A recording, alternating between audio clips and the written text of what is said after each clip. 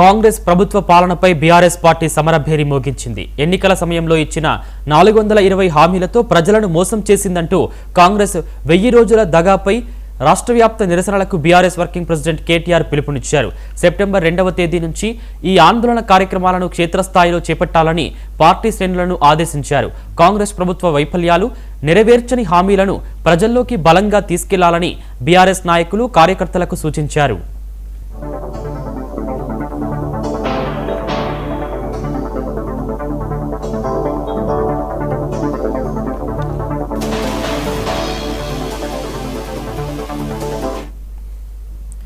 కాంగ్రెస్ ప్రభుత్వ పాలనపై BRS party సమరభేరి మోగించింది.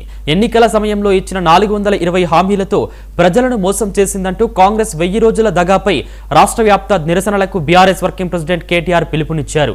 September 2వ తేదీ నుంచి ఈ ఆందోళన కార్యక్రమాలను క్షేత్రస్థాయిలో చేపట్టాలని పార్టీ శ్రేణులను ఆదేశించారు.